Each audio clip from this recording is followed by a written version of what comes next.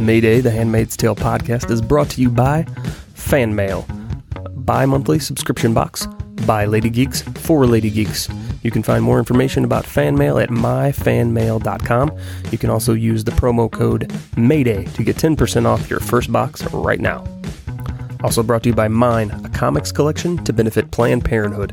Support Planned Parenthood with comics by Neil Gaiman, Gabby Rivera, Amber Benson, Gerard Way, Yona Harvey, Mara Wilson, Kelsey Herx, and more. You can go to the Kickstarter page. If you go to comicmix.com and scroll down, it'll be right there on the right-hand side. You'll see the link, or go to their Twitter page at comicmix, and you can find it. There are 22 hours left as of right now to contribute to their page. They did meet their goal, so it will be coming out, but there's lots of stretch goals and cool things you can get if you contribute, so go check that out. And also brought to you by Nina Diaz, a fantastic singer, songwriter, lead singer of the band Girl in a Coma. She is touring right now with her band, touring on her solo album called The Beat Is Dead. You can find information about her at ninadiazmusic.com and follow her on Twitter at Nina Diaz Music. So check her out. Fantastic voice, fantastic artist. Once again, ninadiazmusic.com. Hey everybody, welcome back. This is Justin from Mayday, the Handmaid's Tale podcast. This is going to be part 2 of our Warren Littlefield interview, 20 Minutes with Warren. This is our second edition. Part 3 will be released next. When we left off last time, Warren was talking about the Trump election and the effect that it had had on the production. So let's pick that right back up where we left off. Enjoy. The timeliness of it was really almost kind of eerie. I mean, for myself, you read the book shortly before production began. I read the book back in October of last year. I was kind of just read it off of a friend's recommendation, and in the book, it's very different. It's stream of consciousness. It's all in her head, which obviously you can't do really well on a TV show. But you get to the part where in the book, it's more trying to figure out how it happened and why it happened. And you get to the part where they talk about the machine gun Congress and the Supreme Court and the presidency, and then blamed it on Islamic terrorism. And I was in my car and I was like, wow, this book needs to get out of my head right now. Yeah. And I texted my friend and I was like, this is crazy, because it was astonishing to me that a book written probably written before 1985. She wrote it in Berlin in 1984 on a rented typewriter. It was just astonishing to me how it could have been written yesterday and come out and just be just as relevant. You're absolutely right. As we've often said, any time in the last 33 years would have been a good time to adapt this, and it's been adapted as a play, as an opera. In 1990, MGM made a movie, which not many people saw and wasn't very good. But it was always such a powerful vision of what a world that could possibly be. And Margaret created Gilead using all historical precedent. So everything that she wrote, everything that she dreamed up has its roots somewhere in history. And so talk to me about your first reading of this book. So did you have the same, I assume that you had the same feeling. Obviously you got that and you were like, okay, I really have to do this project. So, but walk me through your first reading of the book, and what were your expectations going in after reading Bruce's script versus what you found in the book? Well, Bruce's script, I found, was just such a singular point of view. I think it's very, very difficult to create an alternative world and believe in that world and experience it in a way that feels grounded and emotional, so that it really affects you. And I thought what Bruce did is, it's so, as Margaret did also, but Bruce, with voiceover and with every step that Alfred takes, we are there with her. We're so a part of her. And so we tried to execute a world where within the frame it always reflected her point of view, and that each and every one of those frames that were constructed, they did feel real. And so I think the payoff is that you feel completely immersed in this experience, and I felt that as big an idea as it is, that Bruce kept it incredibly intimate. And I thought that was a brilliant conceptualization of Margaret's book, because they are a different form. As you said, we're going from reading a novel to watching a television show, and that's no easy task. But Bruce understood it. His instincts were so strong and so good. And when in doubt, he goes directly to Margaret's words. So words that come out of Elizabeth Moss's mouth, very oftentimes, those are words that you can find right there in the novel. Anyway, as I said, I thought Bruce completely created a world, a slavery and a journey that I thought was unbelievably compelling. And then I sat down and read Margaret's book, and I made a big cup of tea and sat down on the couch in my den, and I got up a couple times to go to the bathroom, but I read it straight through because I couldn't put it down. And it was well into the night. But it was that riveting and dramatic for me. And then I tried to go to sleep. And the next morning when I got up, I reread Bruce's scripts. And again, had even a deeper appreciation for what he had created. And that was it. I called my agents at WME and said, all right, if I don't care what I have to do, I'll sell my soul to the devil. I want in. How can I have an opportunity to do this? That's fantastic. And so, briefly, let's talk about Bruce Miller's part in this, because I had read something very early on when I was doing some research a while back about when Hulu was trying to put it together and MGM were trying to put the staffing together and find a writer. They were intent, probably with good reason in mind, to try and find a female writer for this show, given the subject matter and the voice, and that it just couldn't happen for whatever reason. And Bruce Miller kept, saying, I can do this. I want to do this. I've been wanting to do this for a long time. And they were like, we can't do it. We can't have a man write this show. And finally, they relented to great acclaim and success. Obviously, 13 Emmy nominations, with the Emmys coming up this weekend. So talk to me about that process and what you know of that process of them finally relenting to Bruce and this vision that he's created, and how it really is one of those almost happy accidents that kind of happens sometimes. Yeah, well, it's a wonderful testament to stick-to-itiveness, right? Sure. Bruce first read Margaret's book in a creative writing class at Brown, and he was profoundly affected by it. And in the 33 years since it had been published, and that was when it had first come out, he had gone back to the book a number of times. And in fact, a few times he inquired about the rights to it, but wasn't able to get anywhere. Originally, MGM and Eileen Chaikin, and Eileen is the showrunner for Empire, they went out and acquired the rights from Margaret for the book, and that was developed as a script at Showtime, and Showtime ultimately passed.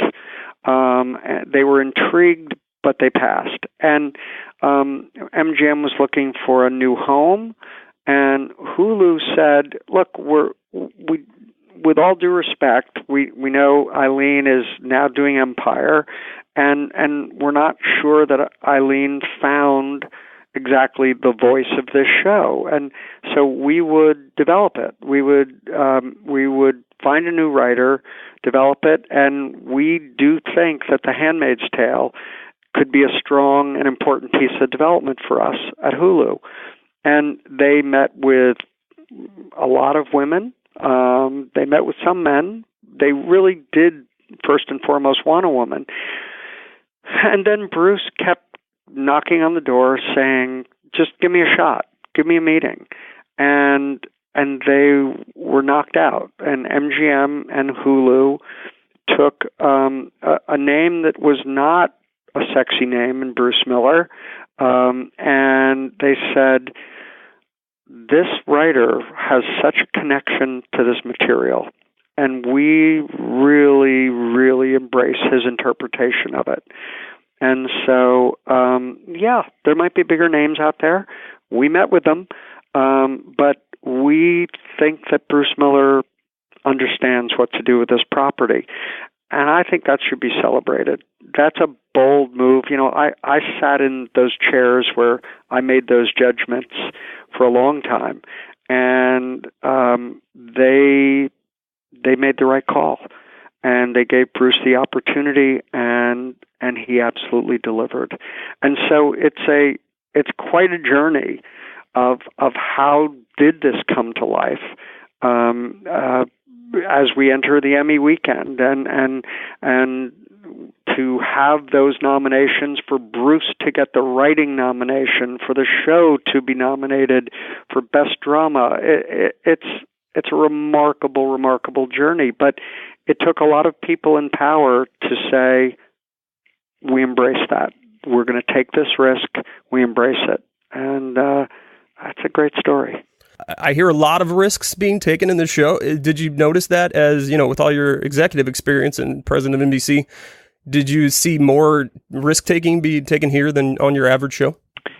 Yeah, and look, we used to have a mantra back in my NBC days of the things that scared us the most had the biggest upside, and there's a reason for Hulu and MGM to have had a lot of fear. Because we didn't go to the usual suspects. But once we started looking at the footage, we saw that the relationship that the camera had to Elizabeth Moss's face, that with her just walking across Offred's bedroom, that there was an entire journey there with no other action than her moving across the room. And across her face, we felt there was an entire narrative that was being expressed. And that's when we looked at that footage, we said, oh, we have a show. It's the road not taken.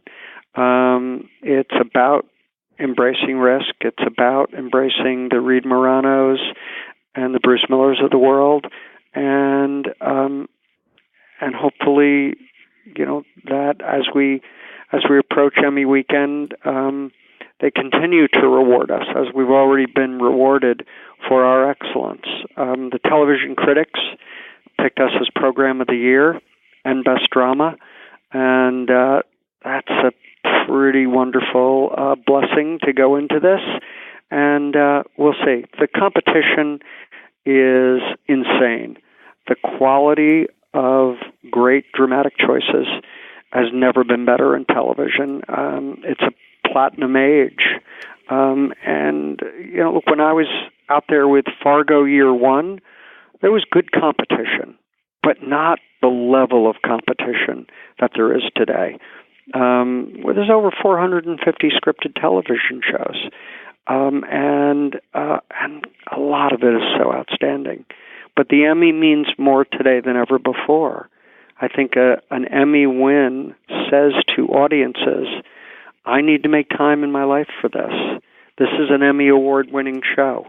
There's so much television to consume, but wow, I have to make an appointment to see this. Because it's that seal of approval. So at what point, when you were in this production, as you were saying, you started seeing the footage and just realizing that this show was something different and different than you'd been involved with before, at what point did you realize this is truly special and exceptional? Well, we had high hopes as we started shooting with Reed, but you really don't want to get too far into the wishing and hoping side of your life until you actually see a cut. And it was the first cut when Reed shared with us her vision. And when we looked at that first cut, we just went, wow. Elizabeth Moss is spectacular in this role. Yvonne Strahovski is amazing as Serena Joy. Joe Fine, Commander Waterford, Max Minghella, Alexis Bledel, Madeline Brewer, Samira Wiley, Ann Dowd, O.T.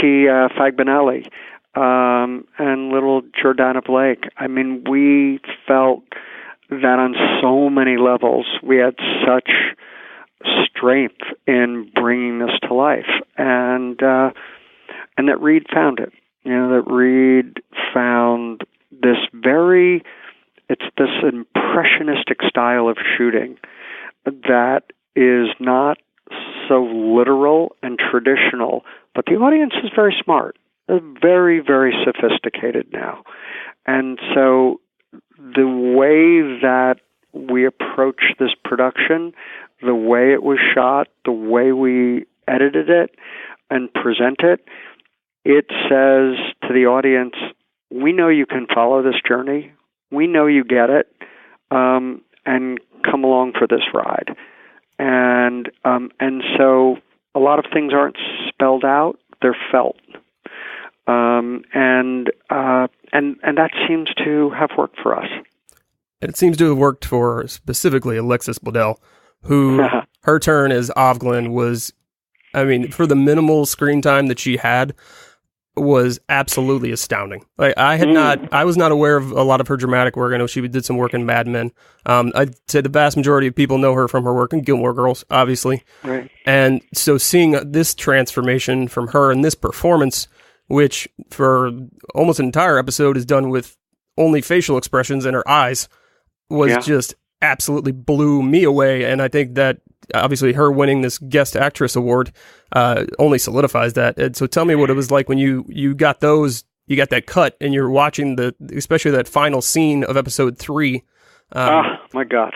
Yeah. That is just gut wrenching. And that entire performance. Alexis is so brave. In person, she's quiet. She's very sweet. She's very gentle. And she wanted to do this role. That was a brave decision to say, I'm going to take this on, I'm going to do that. And so as you're watching her work, it's quiet and subtle and brave. And then when you cut it together, it just is strong.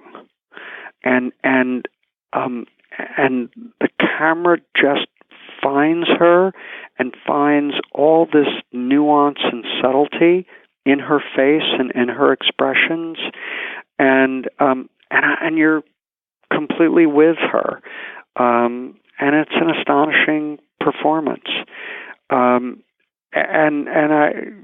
We were thrilled that she said without fear, I want to play Offglen, and then we said after our year one experience, well, we'd like you to stick around. And she said, yeah. So that's been thrilling for us. We shouldn't be surprised, but man, she just reveals this incredible strength. The rest of the actors, as you were saying, Yvonne Strahovski, Max Minghella, the entire cast, Ann Dowd, you have 2 nominees here for Best Supporting Actress in Samira Wiley and Ann Dowd. Now, I know just from, if we're doing a handicapping type thing, it might not be the ideal situation for, maybe they're going to split the vote kind of a situation? Yeah, that could happen. We found ourselves with Fargo last weekend, where we had 3 editing nominations, and we didn't win, and I think we split the vote. But I'm thrilled for Samira. We really, really thought she gave us an outstanding audition, and we were excited for her to be a part of our cast, and she delivered. She more than delivered, our expectation, and that was high. And Ann Dowd, I mean, from Leftovers, from a rich career that Ann has had, she was Aunt Lydia we shot. We shot very early on her big scene where the women attacked the rapist in hour 1. That was like day 2. Wow. And so here we are in this massive park-like setting, and she's up on stage, and that's it. It's the world of Gilead. There are 80 handmaids, and then that rapist is presented, and Ann Dowd has everyone in the palm of her hand. So commanding, and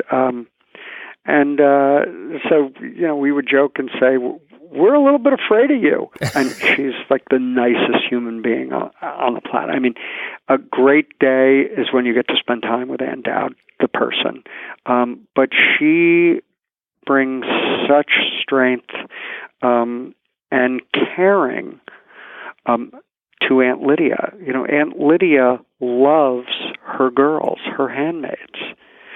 So she's not just this cruel beast antagonist. She loves them and feels she knows what's best for them. And that just makes for a really rich antagonistic character in our world. That wraps up part 2 of our 3-part interview with Warren Littlefield, executive producer for The Handmaid's Tale. Don't forget you can check out our radio station, Handmaid's Resistance Radio, on Slacker.com or with the Slacker app that you can get for free at any app store. Once again, that is the Handmaid's Resistance Radio. It features all the music that was featured in the TV show, as well as just songs of resistance, inspiration, and rebellion. Awesome, cool music that I think you're really going to dig. So check that out. It's Handmaid's Resistance Radio on Slacker Radio.